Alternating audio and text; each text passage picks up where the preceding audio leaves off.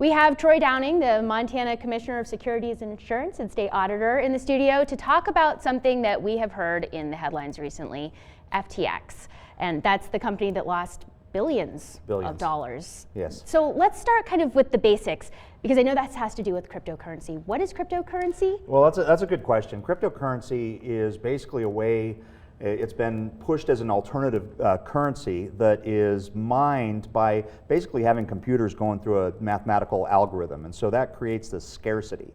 But without going into the weeds, what was really attractive about cryptocurrencies is it was pushed as an alternative currency that was not regulated, not tracked by any central banks, by any governments.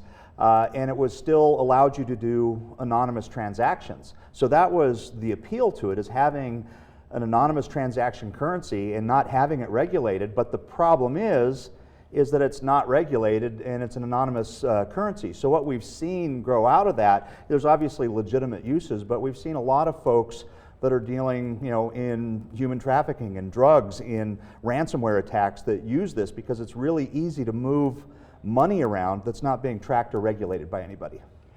So when we talk about FTX, how does FTX deal with cryptocurrency, and how did we get into the situation we're in today where billions of dollars are just gone? Yeah, that's a good question. And so what FTX is essentially, it's an exchange. And you can think of it the same way if you have like a TD Ameritrade account, and that's trading stocks in companies. And those transactions are happening on the New York Exchange or the American Exchange, so it's happening on these exchanges. So if you think of FTX, that's essentially what it was, but dealing in different types of cryptocurrency, like Ethereum and Bitcoin and a bunch of these different types of cryptocurrencies. And the problem, again, going back to my first statement, is that it's completely unregulated. And so there were no governments, no entities tracking how they were dealing with this. And as an exchange, they should not have been using investor funds or investor coins for their own uses. And they did exactly that. They took investor cryptocurrency and they transferred into another company, Alameda, and then that used it to leverage, to borrow against that value to do other things, and lost. And so they created their own crypto called FTT, and it started out at about a valuation of about $5. They moved it to this other company, they drove it up, they pumped it to about $140 in value, and then it came back at about $1.20. So there was a huge amount of money or value that disappeared there. And so then there was essentially a run on the bank because folks were trying to get their money out of this exchange, and you saw this whole thing come crashing down. So a couple of things, and it's important to understand this difference, is the value went from about $32 billion, about $32 billion that was just lost in value. So that's market value, so the value of these different types of coins.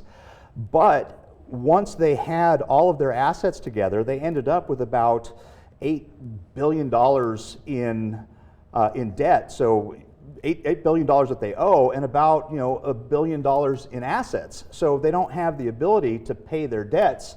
So they filed bankruptcy. And here's the problem, and this is why it's so widespread.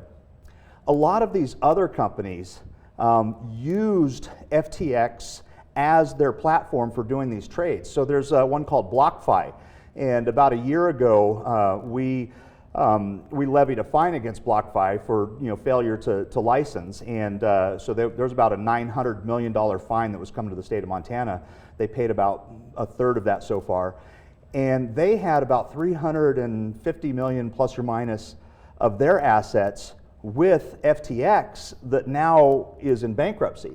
So that has forced them to go in bankruptcy. So we've got this whole chain reaction of all these other exchanges, and there's probably roughly a dozen, maybe a dozen and a half of these other exchanges that have been using FTX that are now insolvent. So this is going to be a big problem. So in other words, is this kind of basically like a Ponzi scheme almost, what they were running, or? I wouldn't say exactly a Ponzi scheme, but some of the problems that happened is you can't act like an exchange and say this is a safe haven for you to put assets and they'll be traded. as per your instructions, and then take those and use them as assets of the company and start making bets on them. That's essentially what they did. So they took investor money and put it at risk when that would never happen if this was regulated like a stock exchange. So let's talk a little bit. I know it's billions of dollars that were lost. Yes. Who are the people who lost money? I mean, are these big companies or are they just everyday people? You know, we're still sorting through that. There are a lot of victims in this, not just in FTX, but in the other exchanges that are also connected to this. So this is going to be huge. I mean, this is going to be a gigantic loss, and it's not just Americans. It's not just Montanans. This is global. There's folks that are at risk in this all over the place. And to answer your question, it's both. It's individual investors. It's other exchanges. It kind of runs the gamut from folks that can afford losses and folks that can't.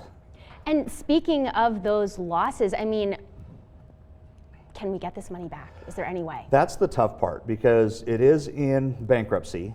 And as I said, there's very, very small amount of assets compared to the liabilities. So at best, the investors are going to get pennies on the dollar. They're going to get a fraction of what that is. And there's all these other issues that have come up because this is obviously a new arena in terms of investing, in terms of currency. If you want to, and there's a lot of debate on whether it's a currency or a security, but not for this interview.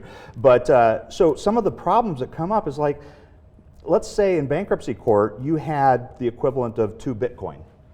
So that a year ago would have been worth $120,000. A couple of days ago would have been worth about $30,000 plus or minus.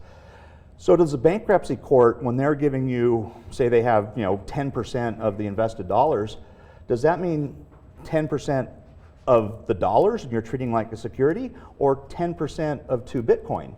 So there's all these complications there in dealing with this because it's going to be a very new, complicated and interesting process of unraveling this whole thing.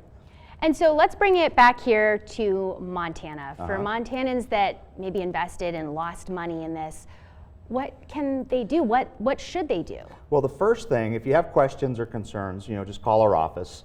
So one of the things that we have unique in Montana is we have a securities restitution fund, and this may come into play if there is an actual, and we do believe there will be criminal charges here, and the company is doesn't have the assets to make restitution to the victims. So in Montana, we have a program where if that happens, there is a pot of money where we can give some partial restitution to some of the victims here. So it is important to reach out to us if you are a victim in this, so that at least you can get the information from us and then look for that notification from the bankruptcy court.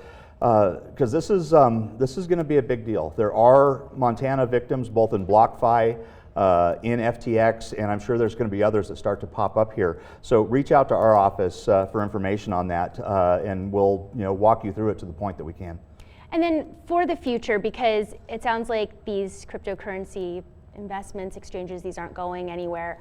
What can people do to make sure that they're putting their money somewhere safe and make sure that they're safeguarding against something like this? Right. Well, first of all, I want to be clear. We're very pro-innovation. We want to see Montana as being a place where innovators can thrive, but you have to tread with caution, and especially if you're going into a product like this and understanding what it is.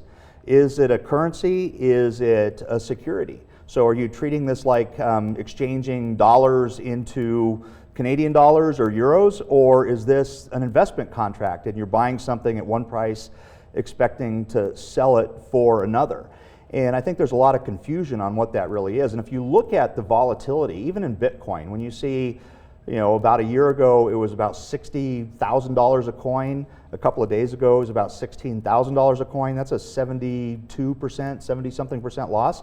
If you look at the foreign exchange and currencies, you see tiny fractional changes over years. You don't see orders of magnitude changes over days or weeks. And you can't think of it that way. You need to be very cautious. And I'm not telling anybody that this is not appropriate for you, but always approach with caution. Make sure that you're doing your due diligence. Don't jump into anything in a hurry. If somebody's using pressured sales techniques and say you need to get this because it's going to be worth a whole bunch more tomorrow, really be skeptical about that and do your research. And if you have questions about an exchange or an offering, just call our office. We're happy to tell you if there's any information on that, if there's any investigations going on. And right now, there are about 12.5 investigations across the country on different crypto offerings. So there's a lot of stuff going out there, and we're tracking all that stuff. We're involved in multi-state actions, and all I can say is approach with caution.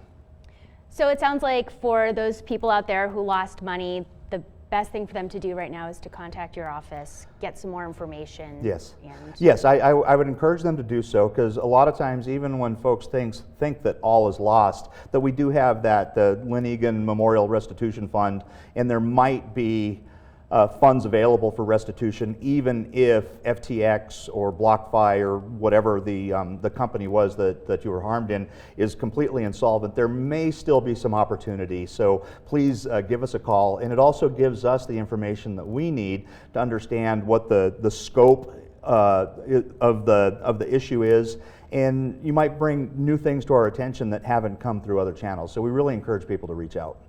Well, thank you so much, Troy. And viewers, we'll make sure to have contact information for Troy's office on our website. You can find it there. And thank you again for joining us. Well, thank you. Pleasure to be here.